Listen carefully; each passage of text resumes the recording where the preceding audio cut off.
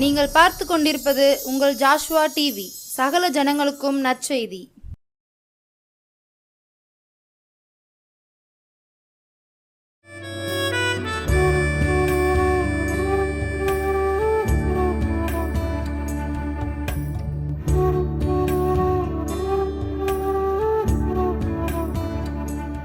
ஆண்டவரும் இரட்சகருமாகிய இயேசுவின் நாமத்தினாலே ஜாஸ்வா டிவி நேயர் அனைவருக்கும் நற்செய்தி நேரம் சார்பாக அன்பின் சமாதான வாழ்த்துக்களை தெரிவித்துக் கொள்கிறேன். மற்றும் ஒரு நற்செய்தி நேர நிகழ்ச்சியில் உங்களை எல்லாம் சந்திப்பதில் பெருமகிழ்ச்சி அடைகிறேன். ஆண்டவர் ஒவ்வொருவரையும் ஆசீர்வதித்து போஷித்து வழிநடத்தி வருகிறார் என்று ஆண்டவருக்குள் விசுவாசிக்கிறேன்.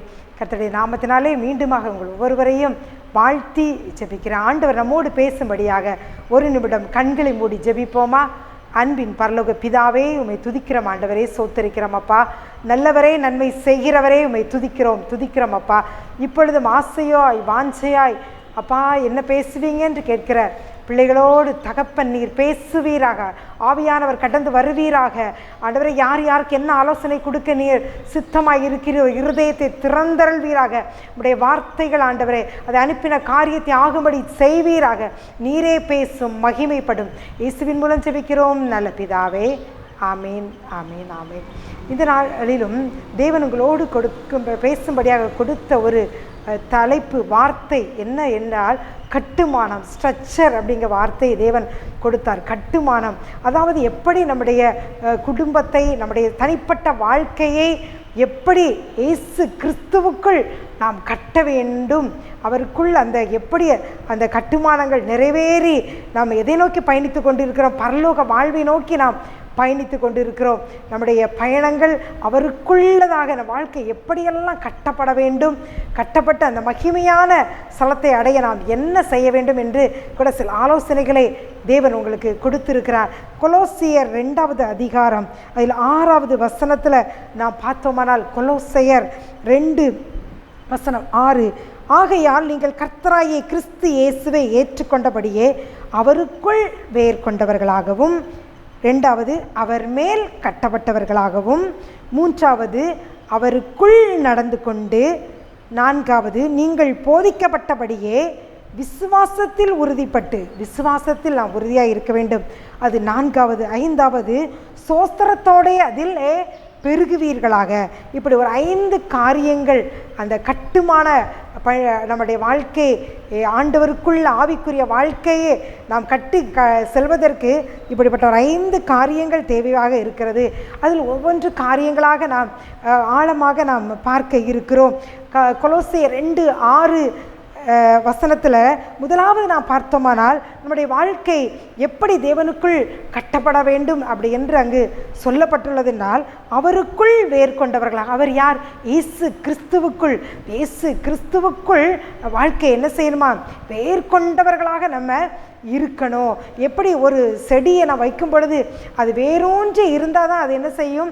அது அப்படியே தழைத்து அப்படி தண்டு வந்து அதிலிருந்து கிளைகளெல்லாம் தோன்றி அப்படி அதில் பூத்து காய்த்து பலன் கொடுக்கும். பிரியமானவர்களே, அதே போல நம் வாழ்க்கை செழிப்பாய் பூத்து காய்த்து அது பலன் கொடுக்க வேண்டும் என்றால் அவருக்குள், இயேசு கிறிஸ்துவுக்குள் நாம் வேர்கொண்டவர்களாக இருக்க வேண்டும். அவர் சொல்லியிருக்கிறார், நான் திராட்சை செடி, நீங்கள் எனது கொடிகள், நீங்கள் என்னில் நிலைத்திருந்தால் தான் மிகுந்த கனிகளை குடிப்பீர்கள் என்று சொல்லுகிறது. அடுத்ததாக ஏசாயாவில் வசனம் சொல்கிறது, யாக்கோபு வேர் பற்றி இஸ்ரவேல் பூத்து காய்த்து அப்படி சொல்லுது. நாம் வேர் பற்ற வேண்டும் என்று ஆண்டவர் சொல்லுகிறார். நாம் நல்லாக ஜெபிக்கிறோம், வேதத்தை வாசிக்கிறோம், அப்படியாக நம்மளுடைய வாழ்க்கை கடந்து சென்று கொண்டிருக்கிறது. பாடுகள், உபத்திரவங்கள், பிரச்சனைகள் வரும் பொழுது அங்கே நாம் மத்தேயுவில் சொல்லப்பட்டது போல் நல்ல அந்த விதை ஊமையில் சொல்லப்பட்டது போல் அது நன்கதாக வேர் பற்றாததுனால, கற்பாறையில் விழுந்தனால் வேர் பற்றாதனால் அது தீந்து காய்ந்து போய்விடுகிறது. இயேசுவுக்கும் நமக்கும் சம்பந்தமில்லாத ஒரு வாழ்க்கையாக நம்முடைய வாழ்க்கை மாறிவிடுகிறது. அதனால் பிரியமானவர்களே, வசனம். ஆவியானவர் இன்று உங்களுக்கு ஒரு காரியத்தை கற்றுக் கொடுக்கிறார். நீங்கள் கூட நினைக்கலாம், நான் நல்லா நினைக்கிறேன், ஆண்டவர் இன்னும் வளர வேண்டும், அவரோடு இன்னும் உறவாட வேண்டும், நல்லா ஜெபிக்க வேண்டும், ஆண்டவருக்காக பெரிய காரியங்களை செய்ய வேண்டுமெல்லாம் நான் நினைக்கிறேன், ஆனால் என்னால் முடியவில்லை அப்படி என்று நீங்கள் நினைக்கிறீர்கள். உங்களுக்கு ஆவியானவர் ஒரு ஆலோசனை சொல்லுகிறார். அவருக்குள் இன்னும் நீ பேர் கொண்டவளாக இருக்க வேண்டும் என்று சொல்லுகிறார். யோபு 29:19 இப்படியாக சொல்கிறது, என் வேர் தண்ணீர்களின் ஓரமாய் படர்ந்தது. நம்ம வேர் தண்ணீர், அது பரிசுத்த ஆவியானவர். பரிசுத்த ஆவியானவருக்குள்ளதாக நம்முடைய வாழ்க்கை. ஒவ்வொரு நாளும் காலையில் எழும்பி ஏசப்பாவை துதித்து பாடி ஆவியில் நிரம்பி அந்நிய பாஷைகளை பேசும் பொழுது நம்முடைய வேர் என்னது, அந்த தண்ணீர்கள் ஓரமாய் படர படர படர அது அப்படியே வேர் பற்றி அது என்ன செய்யும், அப்படியே கனி கொடுக்கிற ஒரு வாழ்க்கையை நாம் வாழ முடியும். வாழ்க்கை அப்படி கட்டப்படும். வாழ்க்கை கட்டுமானத்துக்கு முதலாவது என்ன செய்ய வேண்டும் என்று வசனம் சொல்கிறது, வேர் கொண்டவர்களாக நாம் வாழ வேண்டும் என்று சொல்கிறது.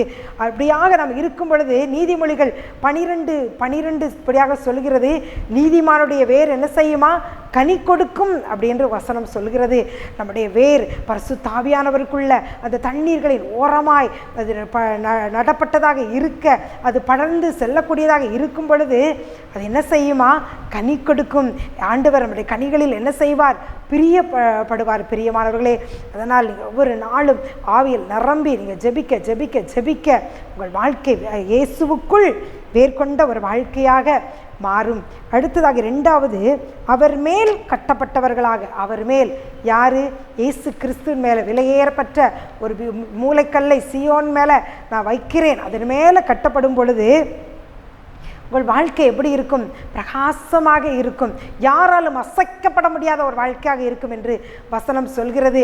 அந்த கண்மலையின் மேலே அஸ்திபாரமிட்டு அது கிறிஸ்து என்னும் கண்மலையின் மேலே நம்முடைய வாழ்க்கை கட்டப்படும் பொழுது அது பெருங்காற்று அடித்து, அது பெருவெள்ளம் வந்து மோதி அடித்து, என்ன சூழ்நிலைகள் வந்தாலும் அது என்ன செய்யாது, அசையாது. அந்த கண்மலையின் மேலே இருக்க வீடு அசையாமல் உறுதியாக இருக்கும் என்று வசனம் சொல்கிறது.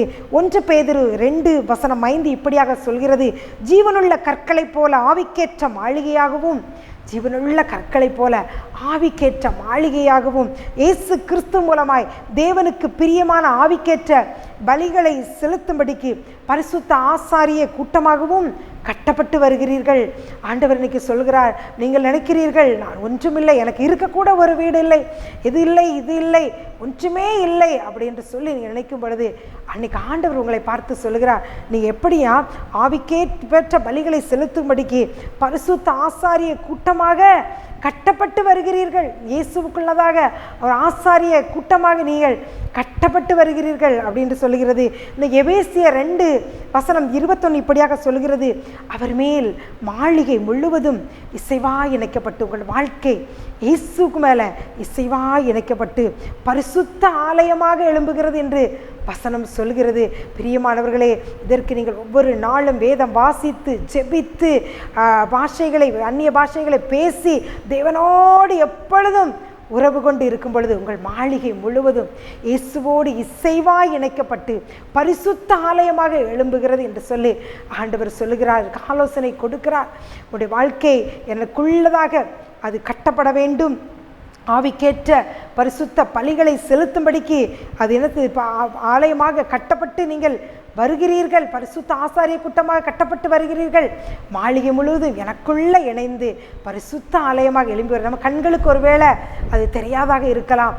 ஆனால் ஆவியானவர் என்று சொல்லுகிறார், நீ ஜெபிக்கிற, வேதம் வாசிக்கிற, பரிசுத்தமானவர் வாழ்க்கை வாழ்கிற அப்படியே மாளிகை முழுவதும் எனக்குள் இசைவாக இணைக்கப்பட்டு பரிசுத்த ஆலயமாக ஒவ்வொரு நாளும் அது அப்படியே எழும்பிக்கொண்டே இருக்கிறது என்று சொல்லி உங்களை பார்த்துதான் என்று ஆவியானவர் சொல்லுகிறார். பிரியமானவர்களே, வாழ்க்கை ஆண்டவருக்குள்ள கட்டப்பட வேண்டும். திட்ட அஸ்திபாரமாக சீயோன் ஒரு மூலைக்கல்லை நான் வைக்கிறேன் என்று சொன்னது போல அந்த மூலைக்கல் மேலே இயேசு கிறிஸ்து என்னும் அந்த மூலைக்கல் மேலே அவருடைய வாழ்க்கையை நீங்கள் கட்டப்படும் பொழுது அது அசையாதாக மாளிகையாக, அது பரிசுத்த ஆலயமாக எழும்பி வருகிறது. அடுத்ததாக நாம் பார்த்தோமானால் 3வது, அவருக்குள் நடந்து கொண்டு. அப்படி என்று சொல்லுகிறது வசனம். அவருக்குள் இயேசுவோடு நீங்கள் என்ன செய்யணும்? நடக்க வேண்டும். இன்றைக்கு ஆண்டவர் அதிகமாக உங்களோடு உங்கள் எதிர்பார்க்கிற ஒரு காரியம், நீங்கள் அவரோடு நேரத்தை செலவழிக்க வேண்டும், என்ன அவரோடு நீங்கள் உறவாட வேண்டும், அவருக்கு முதலிடம் கொடுக்க வேண்டும் என்று சொல்லி ஆண்டவர் என்று விரும்புகிறார். அவருக்குள் நடந்து கொண்டு முதலாவது பார்த்தோம், அவருக்குள் வேர் கொள்ள வேண்டும் என்று சொல்லி ஆண்டவர் சொன்னார். அடுத்ததாக இயேசு சொல்லுகிறார், அவர் மேல் கட்டப்பட வேண்டும். இயேசு மேலே தான் உங்கள் வாழ்க்கை கட்டப்பட வேண்டும். உலகத்தில் இருக்கிற காரியங்கள், உங்கள் ஆஸ்திகள், உங்களுடைய உறவுகள், உங்களுடைய நம்பிக்கை, உங்களுடைய பிள்ளைகள், கணவர், உங்களுடைய மனைவி, உங்களுடைய எதெல்லாம் நம்பிக்கை இருக்குது அதை மேலே உங்கள் வாழ்க்கை, அவங்க தான் எனக்கு எல்லாம், என் பிள்ளை தான் எல்லாம், என் மகன் தான் எல்லாம், எல்லாம் அவர்கள் தான் என்று சொல்லி, இல்லை நண்பர்கள் தான் எல்லாம் என்று சொல்லி அவர்கள் மேலே உங்கள் வாழ்க்கை கட்டப்படக்கூடாது. இயேசு மேலே உங்கள் வாழ்க்கை கட்டப்பட்டால் தான் அது என்ன பிரச்சனைகள் பாடுகள் வந்தாலும் அது அசையாத ஒரு வாழ்க்கையாக இருக்கும். அடுத்ததாக மூன்றாவது இங்கே ஆவியானவர் சொல்லுகிறார், கட்டுமானத்துக்கு, உங்களோட வாழ்க்கை என்னும் கட்டுமானத்துக்கு, ஆவிக்குரிய வாழ்க்கை கட்டுமானத்துக்கு நீங்கள் என்ன செய்ய வேண்டும் என்று சொல்கிறார்? அவருக்குள் நடந்து கொண்டு, இயேசுவுக்குள் நீங்கள் நடந்து கொண்டு என்று சொல்கிறார். லூக்கா 24:15 அங்கு பார்த்தோமானால், ஒரு சீஷர்கள் அங்கு பேசிக்கொண்டு போகிறார்கள். அங்கே ஆண்டவர் அங்கே இப்போ அடிக்கப்பட்டு நொறுக்கப்பட்டு அங்கே பாடுகளுக்கு உட்படுத்தப்பட்டு அடக்கம் பண்ணப்படுகிறார். அதுக்கு பின்பதாக அவர் மரித்தோரில் இந்த உயிரோடு எழும்புகிறார். அது இந்த ஒரு சீஷர்களுக்கு தெரியவில்லை. இயேசுதாமே அவர்களோடு அங்கு பார்ப்போமானால் லூக்கா 24:15 இப்படி அவர்கள் பேசி சம்பாசித்து கொண்டிருக்கையில், எப்படி பேசி கொண்டு இருக்கிறார்கள்? அவர்கள் அந்த தினம் நடந்த காரியங்களை குறித்து, இப்படியெல்லாம் செய்தாரே, இவர் நம்மளை ரட்சிப்பார் என்று நினைத்தோமே, இப்படிப்பட்ட காரியங்கள் நடந்திருக்கிறது என்று சொல்லி அந்த நடந்த காரியங்களை குறித்து அவர்கள் என்ன செய்கிறார்கள்? ஒருவரோடு பேசிக்கொண்டு போகும் பொழுது இயேசுதாமே அவர்களுடனே கூட நடந்து போனார். அந்த ஆண்டவருடைய பாடு மரணங்கள் அந்த காரியங்களை அவர்கள் ஒரு சீடர்கள் பேசிக்கொண்டு நடந்து செல்லும் பொழுது ஆண்டவர் தாமே அவர்களோடு கூட என்ன செய்கிறார்? அங்கு நடந்து போகிறார். அங்கு வசனம் 16 பார்த்தோமானால், ஆனாலும் அவரை அறியாதபடிக்கு அவருடைய கண்கள் அங்கு என்ன செய்யப்பட்டிருக்கிறது? மறைக்கப்பட்டிருக்கிறது. அவர்தான் இயேசு என்று அவர்களுக்கு தெரியவில்லை. அவர் அவங்க விசாரிக்கிறார், நீங்கள் முகமுள்ளவர்களாய் நடந்து செல்கிறது என்ன அப்படி என்று சொல்லி அவர்களை பார்த்து விசாரிக்கிறார். பிரியமானவர்களே, அதுக்கடுத்ததாக இங்கு பார்த்தோமானால் வேதத்தில் உள்ள அநேக காரியங்களை அவர்களோடு என்ன செய்கிறார்? விளக்கி அங்கே காட்டுகிறார். நீங்களும் இப்படியாக வேதத்தில் ஆண்டவர் எவ்வளவு காரியங்கள் ஆதியாகமம் முதல் வெளிப்படுத்தல் வரைக்கு அவர் உங்களை குறித்து, உங்கள் பிள்ளைகளை குறித்து எவ்வளவு காரியங்கள், உங்கள் தொழிலை குறித்து, உங்களுடைய எதிர்காலத்தை குறித்து, வரப்போகிற உலகத்தில் நடக்கக்கூடிய காரியங்களை குறித்து எவ்வளவு காரியங்கள் எழுதி வைத்திருக்கிறார். அவைகளை எல்லாம் நீங்கள் குடும்பமாக இருந்து சம்பாசித்து அவைகளை குறித்து பேசும் பொழுது இயேசுதாமே உங்களோடு நடப்பார். உங்கள் வீட்டில் அவர் உலாவுவார். அது எவ்வளவு பெரிய ஒரு மகிமையான வாழ்க்கை பிரியமானவர்களே. அந்த அந்த ஆச்சரியமான வாழ்க்கையை, அந்த இன்பத்தை நீங்கள் அவரோடு இணைந்து அனுபவிக்க வேண்டும் என்று சொல்லி இயேசு விரும்புகிறார். அவரோடு நீங்கள் நடக்கிற ஒரு வாழ்க்கை வாழ வேண்டும். பின்பதாக அவர்கள் அப்படியாக பேசிக்கொண்டு கடந்து செல்லுகிற வேளையில் அங்கு இயேசு அவர்களை வெளிப்படுத்துகிறார். அவர்கள் கண்கள் திறக்கப்படுகிறது. பிரியமானவர்களே, அதே போல் நீங்கள் இயேசுவை குறித்து குடும்ப ஜெபம் பண்ணி அவரை குறித்து வேதத்தில் இப்படியெல்லாம் எழுதியிருக்கிறது அப்படின்று சொல்லி நம்ம சம்பாசிக்கும் பொழுது இயேசு உங்களுக்கு அவரை வெளிப்படுத்துவார். இன்னும் அவரை அறிகிற அறிவிலே வளர்ந்து அநேகரை நீங்கள் நீதிக்குட்படுத்துகிறவர்களாக மாறுவீர்கள். பிரியமானவர்களே, முதலாவது நாம் பார்த்தோம், வாழ்க்கை கட்டுமான பணிக்கு அவருக்குள் நாம் மேற்கொள்ள வேண்டும். அடுத்து அவர் மேல் வாழ்க்கை என்ன செய்ய வேண்டும்? கட்டப்பட வேண்டும். அடுத்து அவருக்குள் நாம் நடக்க வேண்டும். நான்காவதாக நீங்கள் போதிக்கப்பட்டபடியே விசுவாசத்தில் நம்ம என்ன செய்ய வேண்டுமா? உறுதிப்பட்டு நம்ம இருக்க வேண்டும். எபிரேயர் 12:1 எபிரேயர் 12:1 வசனம் இப்படியாக சொல்கிறது, ஆகையால் மேகம் போன்ற இத்தனை திரளான சாட்சிகள் நம்மை சூழ்ந்து கொண்டிருக்க பாரமான யாவற்றையும் நம்மை சுற்றி நெருங்கி நிற்கிற பாவத்தையும் தள்ளிவிட்டு விசுவாசத்தை துவக்குகிறவரும் முடிக்கிறவருமாயிருக்கிற இயேசுவை நோக்கி நமக்கு நியமித்திருக்கிற ஓட்டத்தில் பொறுமையோடு ஓடக்கடவோம். விசுவாசத்தை துவக்குகிறவரும் முடிக்கிறவரும் யார்? இயேசு கிறிஸ்து. அவரை நோக்கி நம்ம உலகத்தில் பாடுகள், பிரச்சனைகள், உபத்திரவங்கள் இருக்கலாம், எல்லாவற்றையும் உதறி தள்ளிவிட்டு இங்கு வசனம் சொல்கிறது, விசுவாசத்தை யார் துவக்குகிறார்? இயேசு. முடிக்கிறவர் யார்? அவர்தான் முடிக்கிறவர். நம்முடைய உலக வாழ்க்கை அது நித்தியத்தில் முடிக்கிற வரைக்கு அவர்தான் பொறுப்பெடுத்துக் கொள்கிறார். நாம் விசுவாசிக்கிறவர் இன்னார் என்று அறிந்திருக்கிறபடியால் அவர் யார்? வானத்தை, பூமியை, அண்ட சராசரங்களையும் ஒரே வார்த்தையால் படைத்தவர் யாரு? இயேசு. அவர்தான் உங்கள் தகப்பன், அவர்தான் உங்கள் தாய், அவர்தான் உங்கள் மணவாளன்.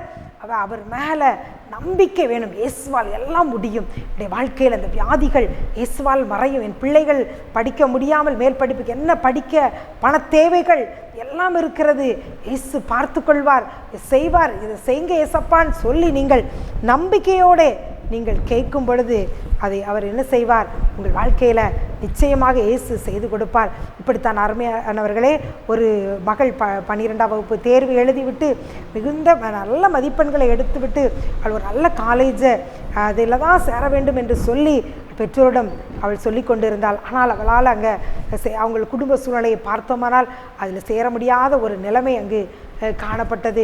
ஆனால் அவள் தாயார், தகப்பனார் அவர்கள் இணைந்து விசுவாசத்தோடு ஜெபித்து கொண்டு இருந்தார்களா? அப்பொழுது ஒரு நாள் அவர்களுக்கு ஒரு ஜெப ஐக்கியத்தின் மூலமாக ஒரு ஊழியக்காரர் அறிமுகமானாரா. அவர்களோடு பேசி கொண்டு இருக்கும் பொழுது அவர்கள் இந்த கல்லூரியில் என் மகள் படிக்கலாம் என்று அவள் விரும்புகிறாள், இந்த கோர்ஸ் தான் எடுக்க வேண்டும் என்று சொல்லுகிறாள் என்று சொன்ன பொழுது அவர்கள் அந்த நிர்வாகத்தினிடம் பேசி அந்த மகளுக்கு அந்த கல்லூரியில் சேர்ந்து படிப்பதற்கும் விரும்பிய கோர்ஸை படிப்பதற்கும் அவர்கள் வழியாக இயேசு அவர்களுக்கு உதவி செய்தாராம். அவர்கள் மிகுந்த நம்பிக்கையோடு இயேசுவை மாத்திரம் சார்ந்திருந்து என் பிள்ளை அந்த இதை படிப்பாள். அந்த மகளும் சொன்னாள், நான் படிப்பேன், இயேசப்பா எனக்கு உதவி செய்வார் என்று சொல்லி ஆண்டவர் மேல் அவ்வளவு ஒரு நம்பிக்கை, அவ்வளவு ஒரு அசைக்க முடியாத விசுவாசமாக அவள் குடும்பமாக வைத்திருந்தார்கள். இயேசு அதை கனப்படுத்தினார். அவள் படித்து முடிக்கவும் நல்ல வேலை கிடைக்கவும் அந்த குடும்பத்தை பராமரிக்க அவர்களுக்கு ஒரு வாய்ப்பு அது மூலம் கிடைத்தது. அந்த மகள் மூலமாக அந்த குடும்பம் அப்படியாக படிப்படியாக தழைத்து முன்னேறி சென்றுதான். பிரியமானவர்களே, உங்கள் வாழ்க்கை கட்டுமானம் அது அப்படியே வாழ்க்கை கட்டப்பட்டு வந்து கொண்டே இருக்கிறது. எப்படி வாழ்க்கையில் பல பருவங்களை கடந்து, குழந்தை பருவம், அது வாலிப பருவம், முதிர் பருவம், அப்படி பருவங்களை கடப்பது போல வாழ்க்கையும் பரலோக வாழ்க்கை நோக்கி நாம் ஒவ்வொரு நாளும் நாம் கடந்து சென்று கொண்டு இருக்கிறோம். அதற்கு நம்மளுடைய வாழ்க்கை எப்படியெல்லாம் கட்ட வேண்டும் என்று சொல்லி இன்றைக்கு ஆண்டவர் சில காரியங்களை உங்களுக்கு கற்றுக் கொடுத்திருக்கிறார். அதில் ஒன்றுதான் விசுவாசம், நம்பிக்கை வேண்டும். இயேசு நிச்சயமாக செய்வார். விசுவாசித்தால் தேவனுடைய மகிமையை காண்பாய் என்று சொன்ன தேவன் இன்றைக்கு உங்களுக்கு சொல்லுகிறார். நம்பவே முடியாது, நடக்காது என்று சொல்லுகிறீர்களா? உங்கள் வாழ்க்கையில் இயேசு மேலே நம்பிக்கை வைக்கும் பொழுது அந்த காரியத்தை இயேசுதாமே உங்கள் வாழ்க்கையில் செய்து கனப்படுத்துவார். அடுத்து 5வது, சோஸ்திரத்தோடு அதிலே பெருகுவீர்களாக. எல்லாவற்றிலும் பிலிப்பியரில் சொன்னப்பட்டது போல நீங்கள் ஒன்றையும் குறித்து கவலைப்படாமல் எல்லாவற்றையும் குறித்து உங்கள் விண்ணப்பங்களை சோஸ்திரத்தோடு கூடிய ஜபத்தினாலும் வேண்டுதலால் நீங்கள் தேவனுக்கு என்ன செய்யுங்கள்?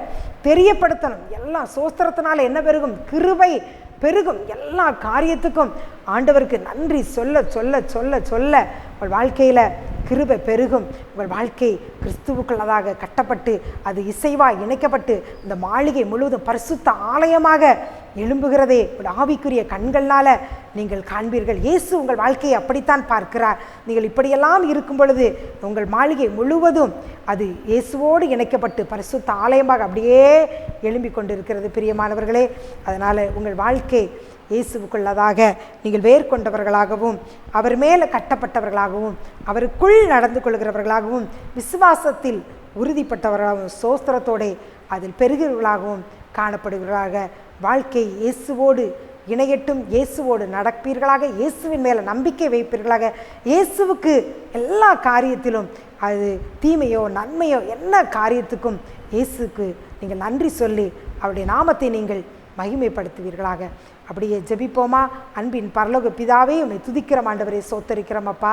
ஆண்டவரே, கட்டுமானம், ஸ்ட்ரக்சர், வாழ்க்கையை எப்படியெல்லாம் கட்ட வேண்டும் என்று சொல்லி சில முறைமைகளை உங்கள் பிள்ளைகளுக்கு வசனத்தின் மூலமாக கற்றுக் கொடுத்திருக்கிற ஆண்டவரே, வசனத்தை பிடித்து கொண்டு அதில் முன்னேற கிருபை தருவீராகப்பா. ஆண்டவரே, படிப்புக்காக, ஆண்டவரே, உயர் படிப்புக்காக ஆண்டவரே காத்திருக்கிற பிள்ளைகளுக்கு ஏற்ற வழிவாசல்களை திறப்பீராக. விரும்பிய படிப்புகளில் அவர்கள் கடந்து செல்ல கர்த்தர் கிருபை செய்வீராக, உதவி செய்வீராக. பண தேவைகளை எல்லாம் சந்திப்பீராகப்பா. நீரே பெரியவர், பெரிய காரியங்களை செய்யும். இயேசுவின் மூலம் ஜெபிக்கிறோம் நல்ல பிதாவே, ஆமென்.